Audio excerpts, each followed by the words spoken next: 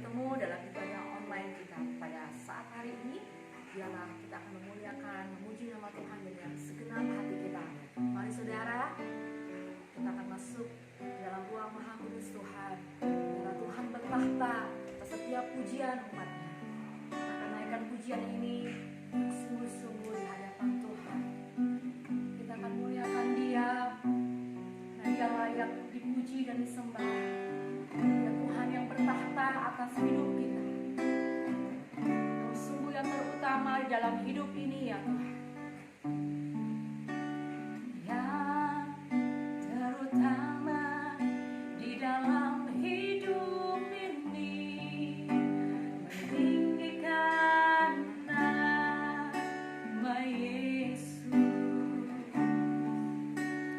Yang terutama di dalam hidup ini, memuliakan namanya.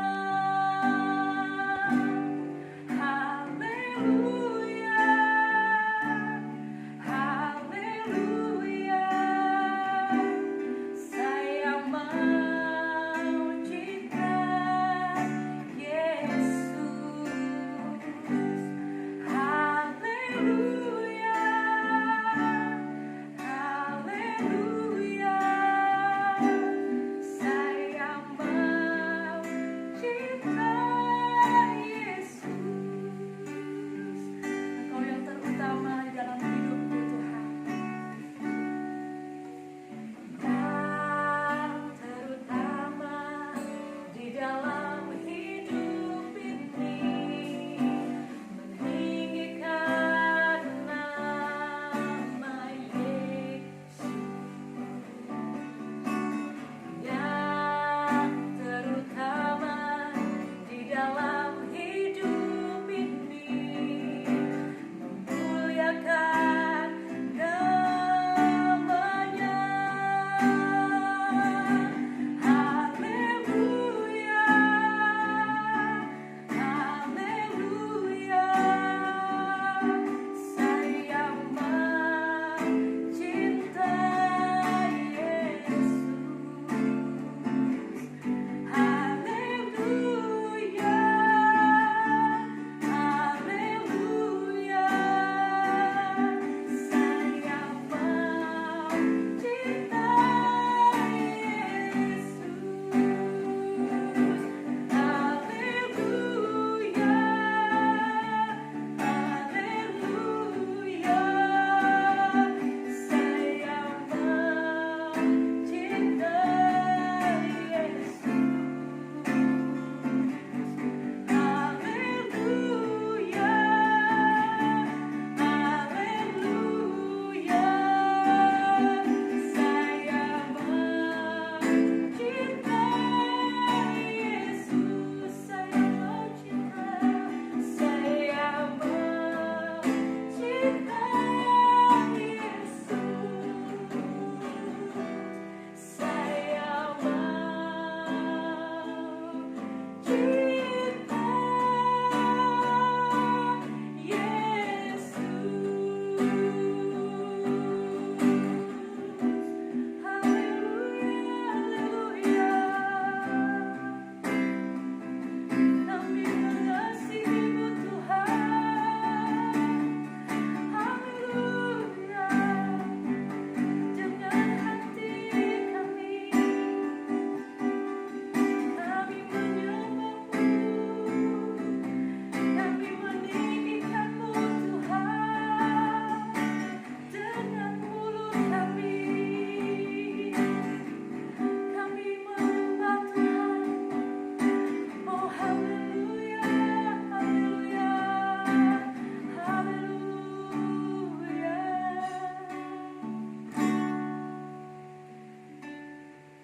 Sungguh segala pujian hormat bagi Engkau Tuhan. Nyanyian pujian bagi Engkau Allah. Engkau sungguh senang dipuji. Kami bangga jadi anak-Mu Tuhan. Kami bersyukur Tuhan. Segala kebaikan, kemurahan, segala rahmat Tuhan, kekayaan, segala hormat hanya bagi Tuhan.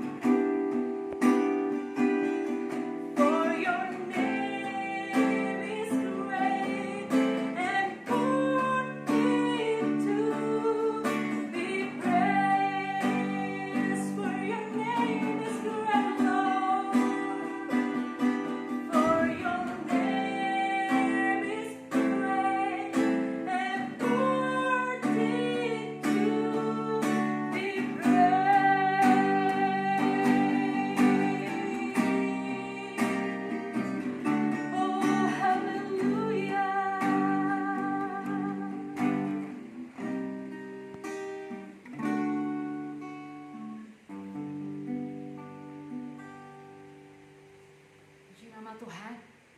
Kita sudah memuji, menyembah Tuhan kita, karena Dia layak dipuji dan disembah. Saat ini saudara, kita akan mendengarkan firman Tuhan. Firman yang akan menguatkan kita, akan mengajar kita, akan membentuk kita untuk dipulihkan lebih lagi, diubahkan lebih lagi. Kita akan siapkan hati kita sama-sama. Mari terima berkat Tuhan lewat firman-Nya yang kudus.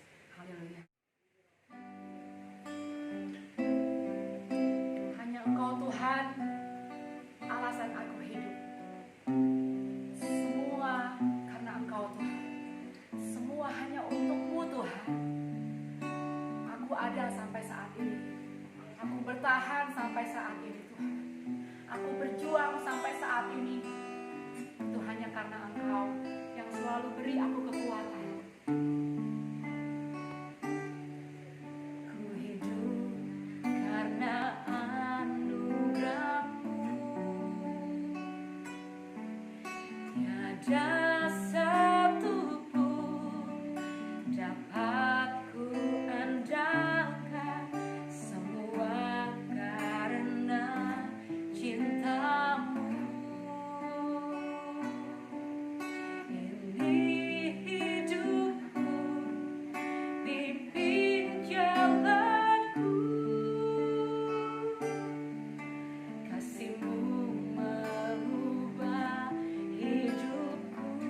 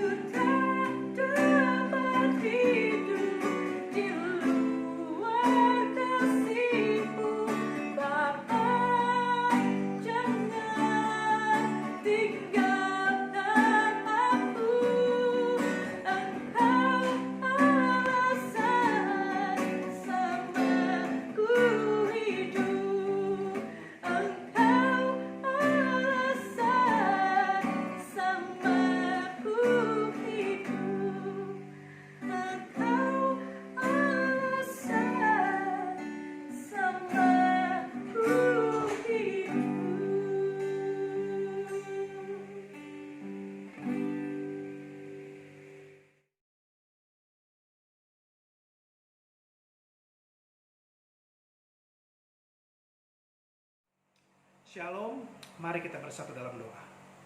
Bapa, dalam nama Yesus, terpujilah Engkau kekal selama-lamanya. Terima kasih Tuhan atas apa yang telah Tuhan berikan kepada kami, sehingga kami kalau boleh ada sebagaimana kami ada saat ini bukan karena kehebatan kami, tetapi sepenuhnya karena kasih karunia Tuhan. Dan kalau kami masih bisa mendengarkan firman Tuhan, kami bisa bernyanyi, kami bisa beribadah, ini karena anugerah-Mu.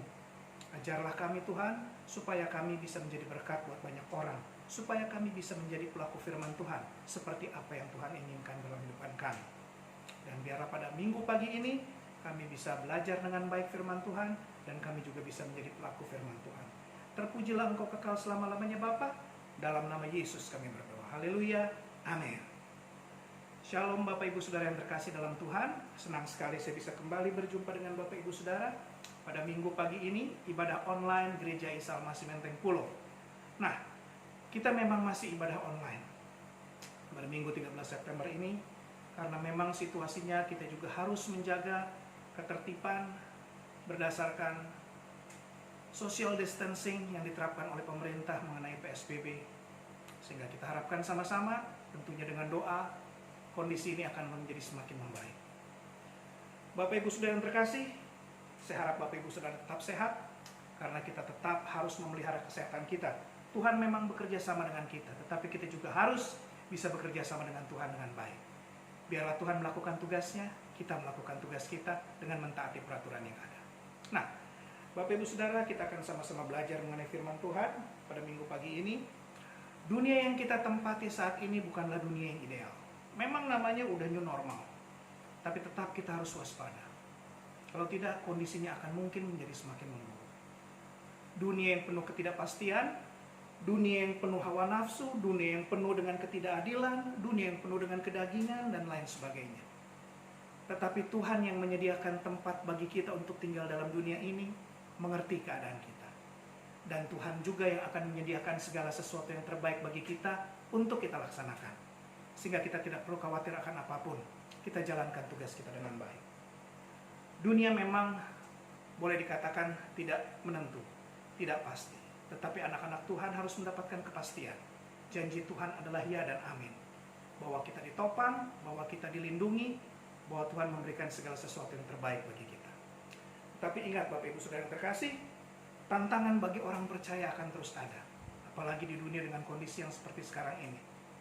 Dunia yang penuh dengan kedagingan, dan itu bisa menjadi jerat bagi kita untuk jatuh ke dalam dosa.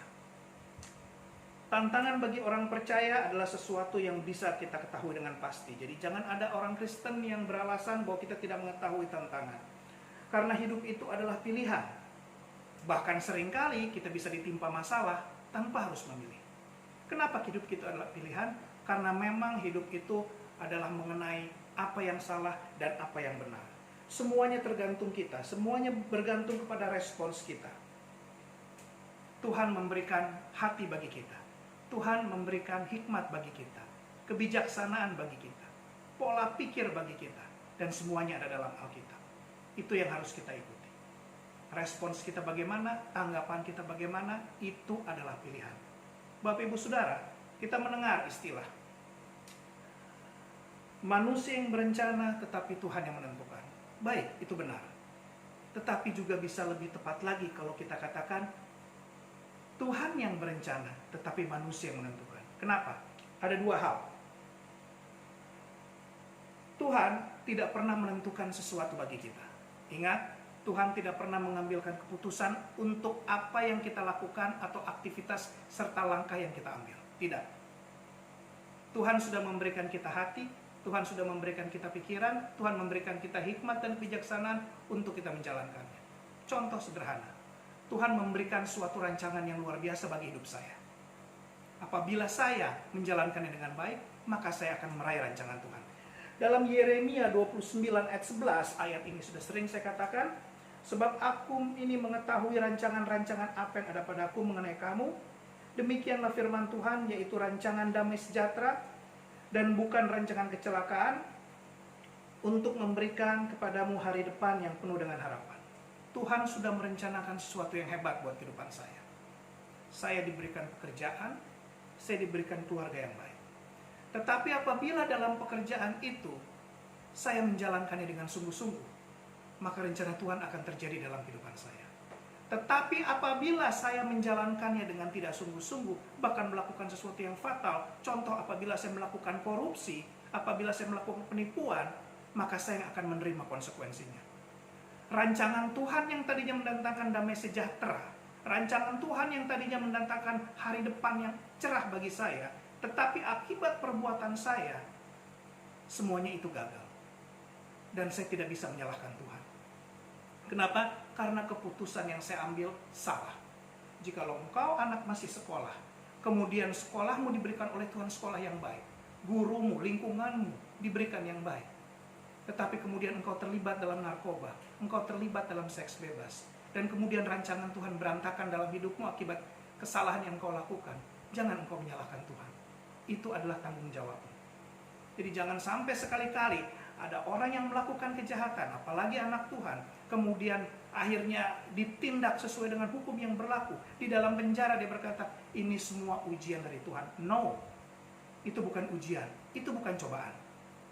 Tetapi itu adalah kesalahan yang kita lakukan. Tanggung jawab, selesaikan, ikuti apa yang kata hukum dan pemerintah yang berlaku, lalu berbalik dari jalanmu yang jahat. Berdoa kepada Tuhan, minta pengampunan. Maka Tuhan akan memberikan kesempatan bagi kita. Jadi ingat, Tuhan sudah merencanakan sesuatu yang baik. Tetapi kadang kita sendiri yang melakukan yang salah. Dan jangan menyalahkan Tuhan. Yang kedua, hidup ini adalah pilihan. Kenapa? Karena Tuhan tidak pernah menyakiti umat manusia. Yesaya 41 ayat 10. Janganlah takut, sebab aku menyertai engkau. Janganlah bimbang, sebab aku ini Allahmu. Aku akan meneguhkan, bahkan akan menolong engkau, akan memegang engkau dengan tangan kananku yang membawa kemenangan. Ulangan 31 ayat 8 berkata, sebab Tuhan, dia sendiri akan berjalan di depanmu. Dia sendiri akan menyertai engkau. Dia tidak akan membiarkan engkau dan tidak akan meninggalkan engkau. Janganlah engkau takut dan janganlah patah hati. Tidak pernah terbesit dalam pikiran Tuhan untuk mencelakai kita. Kalau kita ada dalam masalah, itu bukan karena Tuhan membenci kita. Bukan karena Tuhan ingin menyakiti kita. Tetapi lebih mungkin adalah Tuhan sedang menyiapkan sesuatu yang baik bagi kita. Tuhan sedang mengajar kita.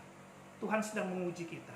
Apabila kita tidak melakukan kesalahan, sehingga kita mendapatkan sesuatu masalah. Dan yang paling luar biasa, bahwa Tuhan tidak pernah menyakiti kita. Yohanes 3:16. Karena begitu besar kasih Allah akan dunia ini, sehingga ia telah mengaruniakan anaknya yang tunggal, supaya setiap orang yang percaya kepadanya tidak binasa, melainkan beroleh hidup yang kekal. Bapak Ibu Saudara yang terkasih, itulah Tuhan. Yang pertama, karena memang Tuhan telah merancangkan sesuatu yang baik, tetapi kita juga yang bisa menentukan. Ingat, kalau engkau berjalan keluar rumah, engkau memiliki niat yang baik, dan engkau sudah berdoa untuk melakukan sesuatu yang baik, percayalah, Tuhan akan berjalan bersama-sama dengan engkau. Karena ada tertulis bahwa Tuhan akan bekerja sama dengan engkau dalam Alkitab. Tetapi apabila engkau merancangkan sesuatu yang jahat, engkau keluar dari rumah, engkau siap-siap untuk melakukan sesuatu yang jahat, saya cuma mau kasih tahu, Tuhan tidak akan mencegah engkau secara langsung. Tidak. Karena apa? Karena engkau sudah mengambil keputusan. Engkau sudah mengetahui mana yang baik dan mana yang tidak baik. Engkau sudah mengetahui mana yang jahat dan mana yang tidak. Semua keputusan ada di tangan kita. Bapak Ibu Saudara, kita telah mengetahui hal-hal tersebut. Tetapi ada satu hal lagi yang mungkin bisa menjadi sesuatu yang menyakitkan bagi kita. Menjadi sesuatu yang mengganjal hidup kita. Menjadi sesuatu yang membuat kita frustrasi atau kecewa. Yaitu apabila kita tidak melakukan kesalahan, justru pada saat kita melakukan kebenaran, tetapi kita mendapatkan masalah. Boleh disingkat dengan kata menderita karena kebenaran. Ada ayatnya dalam firman Tuhan. 1 Petrus 3 ayat 17. Sebab lebih baik menderita karena berbuat baik, jika hal itu dikehendaki Allah, daripada menderita karena berbuat jahat. Nah, apabila Tuhan berkata demikian, berarti memang bisa terjadi dalam kehidupan umat manusia, terutama anak-anak Tuhan, bahwa sebab lebih baik menderita karena berbuat baik. Pernah saudara menderita karena berbuat baik? Saya yakin pernah. Kita semua mungkin pernah melakukan sesuatu yang benar, kita tidak melakukan kesalahan, tetapi kenapa kita ditimpa masalah? Bapak Ibu Saudara, itu bisa terjadi kepada siapa saja. Tetapi jika engkau menderita karena kebenaran, maka saya mau katakan, itu adalah berkat. Karena dikatakan dalam firman Tuhan, Matius 5 ayat 10, berbahagialah orang yang dianiaya oleh sebab kebenaran, karena merekalah yang mempunyai kerajaan sorga. Amin. Jadi jikalau engkau secara tidak sengaja, ataupun secara sengaja, menghadapi situasi di mana engkau menderita atau dianiaya oleh karena kebenaran, upahnya adalah kerajaan sorga. Ingat baik-baik, Tuhan tidak akan pernah membiarkan anak-anaknya disakiti. Kalau engkau melakukan sesuatu yang baik, Ia ada di sana sebagai pembela. Dan yang namanya menderita buat Tuhan, saya mau kasih tahu, ini bukan zaman perjanjian lama. Mungkin ada orang yang akan berkata, menderita bagi Yesus itu kan dalam perjanjian lama. Di saat orang-orang Kristen di jemaat mula-mula itu diseret, kemudian dianiaya, kemudian disiksa, ada yang dibakar, ada yang diadu dengan binatang buas sampai mati. Itu memang pernah terjadi di masa lalu. Tetapi saya mau katakan, firman Tuhan, ya dan amin, bersifat universal. Saat ini pun bisa terjadi. Tetapi tantangannya jelas berbeda. Bukan melalui kekasaran, bukan melalui kekuatan fisik, bukan melalui sesuatu yang jasmani, tetapi bisa juga secara mental kita tersakiti. Secara mental kita merasa kecewa, padahal kita melakukan suatu kebenaran. Dan saya mau katakan, engkau harus sabar. Engkau harus biarkan tetap kuasa Tuhan ada dalam hidupmu. Engkau menderita oleh sebab kebenaran bisa terjadi apabila engkau seharusnya bisa beli rumah yang lebih baik. Engkau seharusnya bisa beli mobil mewah. Engkau seharusnya bisa membeli barang-barang yang lebih bagus. Tetapi itu tidak engkau lakukan. Dan sebaliknya, engkau berikan uang itu kepada orang-orang yang membutuhkan. Atau engkau berikan uang itu kepada gereja. Atau siapa saja yang membutuhkan. Engkau sudah menderita untuk kebenaran. Apabila engkau memiliki sesuatu yang baik, engkau bisa mendapatkannya, dan engkau sangat bisa dengan kekuatan uangmu, tapi engkau tidak lakukan itu, melainkan engkau memberikannya kepada orang lain, walaupun engkau sedih, tetapi engkau rela, engkau menderita akibat kebenaran. Dan apabila engkau disakiti oleh temanmu, oleh sahabatmu, oleh siapapun itu, orang di lingkungan kerjamu, di lingkungan sekolahmu, bahkan di lingkungan keluargamu, bahkan ayahmu, ibumu bisa menyakiti engkau. Saudara kandungmu, kakak, adik, siapapun, anakmu bisa menyakiti engkau.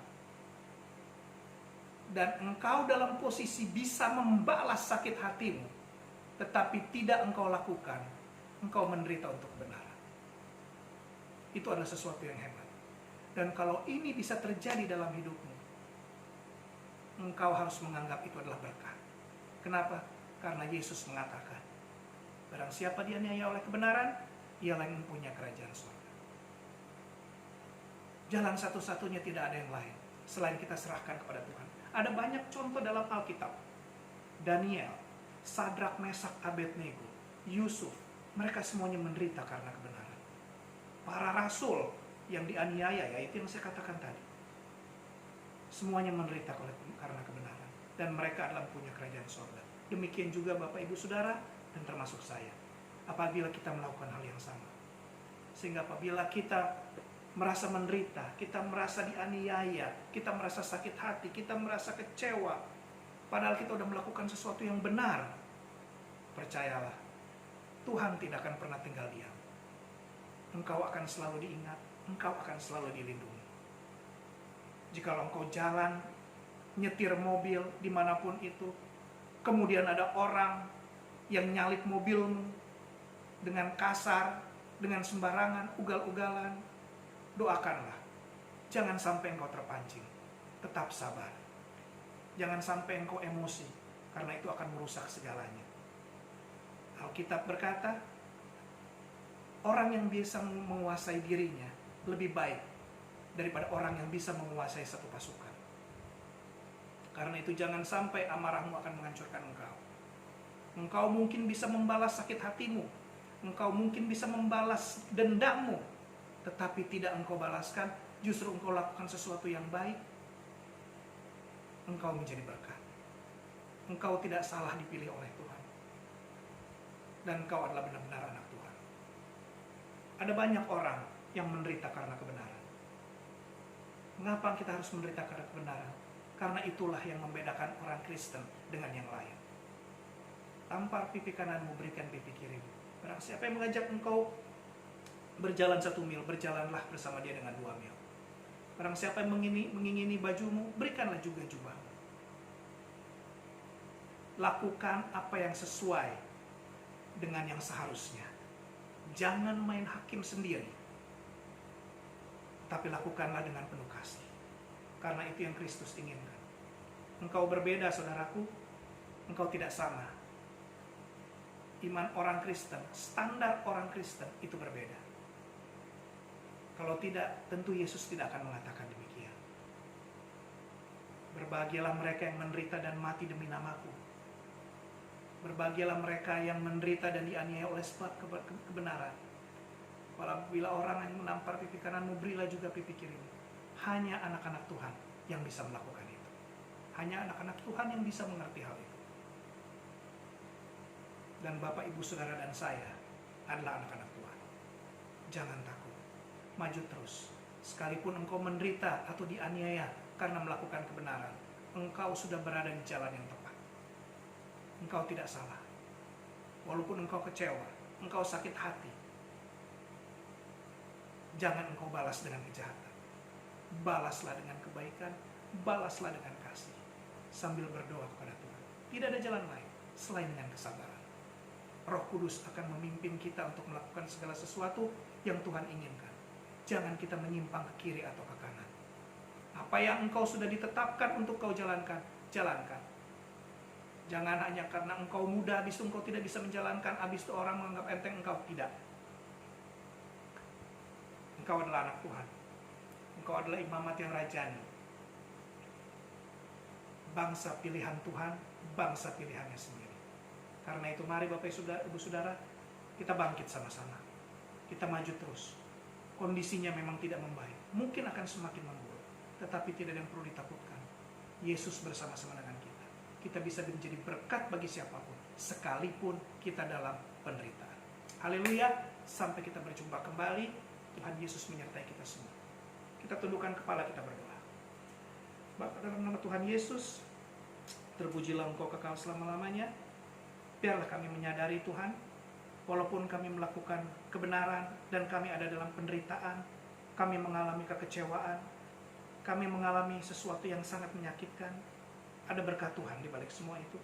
Karena jelas dalam Matius 5 ayat 10 Tuhan Yesus sendiri yang berkata, berbahagialah orang yang menderita karena kebenaran, karena mereka yang punya kerajaan surga.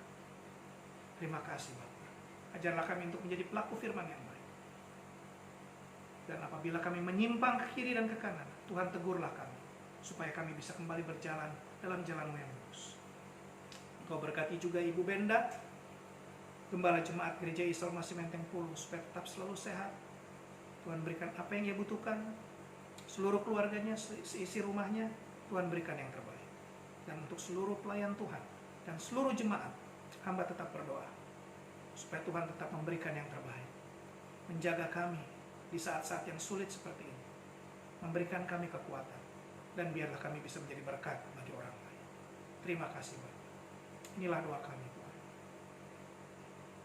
Kami juga nanti akan memberikan persembahan, kami akan memberikan yang terbaik buat Tuhan. Izinkanlah kami untuk memberikan sebagian dari apa yang kami miliki, supaya tetap ada persediaan makanan di bait Allah, di rumah-Mu yang kudus. Sekalipun kami melakukan ibadah online, tapi kami juga memberikan yang terbaik untuk Tuhan. Terpujilah Engkau kekal selama-lamanya Bapa. Dalam nama Yesus kami berdoa dan mengucap syukur. Haleluya. Amin.